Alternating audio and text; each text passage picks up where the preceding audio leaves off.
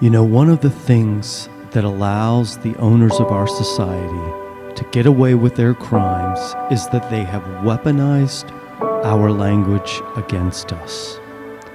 I am talking about the owners of the means of production of the products you buy, namely the international corporations. In my business, I hear customers say a phrase that these criminals created over 750 times a year. What is that phrase? I'm sure you know it. Planned obsolescence. Planned obsolescence. But what does it actually mean? Not what they've told you it means, but what does it really mean? Well, I'll tell you what it really means. It means that you get up every day, race off to a job in this perpetual struggle of existence. You give your life, your blood, your sweat, your tears, your time, and your effort in exchange for money. You exchange your life for money. You then take that money to the store to buy a refrigerator, stove, dishwasher, microwave, washer, or dryer, in hopes that your choice will be a reliable machine in your home so that you can have peace of mind. In previous generations, some still with us, some that have gone on, spending $500 on an appliance would yield a machine of perpetual value to the home. Yes, that's right, spending just $500 on an appliance in recent memory would yield a machine of perpetual value to the home. Often, these machines would be the first thing purchased once a couple married and the very last thing dealt with once the family had run its long and glorious course, and children or grandchildren put the machine in a garage for a second go around. Why have we forgotten this? Why have we allowed ourselves to be tricked? That is why I say that language has been weaponized. You can call it what they call it if you want to, but please leave me out of it. Planned obsolescence means that you give up your life for money only to go out and use that money to purchase things that are already becoming valueless. Instead of household machines being a well of perpetual value, they have been turned into black holes, sucking away a family's financial resources and with it their peace of mind. So planned obsolescence is not as kind and cute as it has been sold by the propagandists of our time through that insidious black box in our homes that we believe and watch religiously.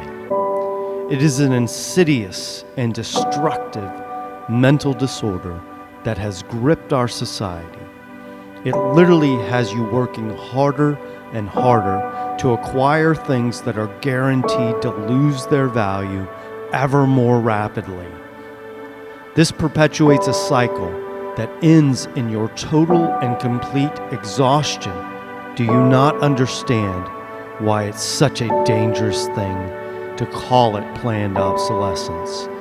We're talking about the loss of all financial reserves for a family. But more importantly than that, when we lose financial control, we also lose the most important thing, the peace of mind and the quietness in the home.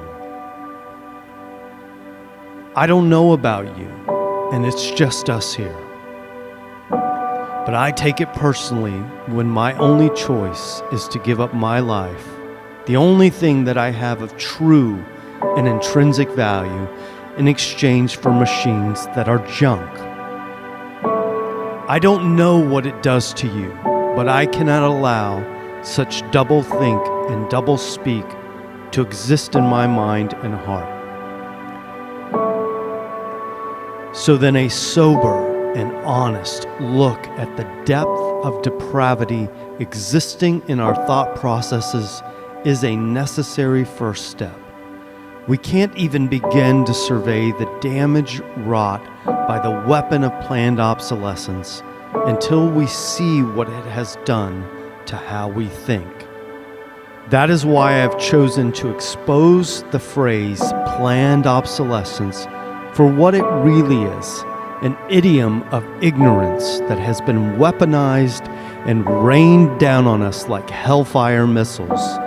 Yes, hellfire missiles on the minds of humankind, destroying intelligence one infected mind at a time. So stop using that phrase and refuse to allow the phrase to go unchallenged when said by others to you. Take it personally when someone explains that you have to trade your life for junk.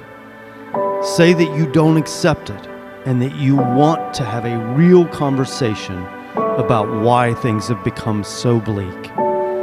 It is high time that we scream from the top of our lungs, but not in a pageant play, not for entertainment, not for nonsense, but not unlike Howard Beale, but do it in reality.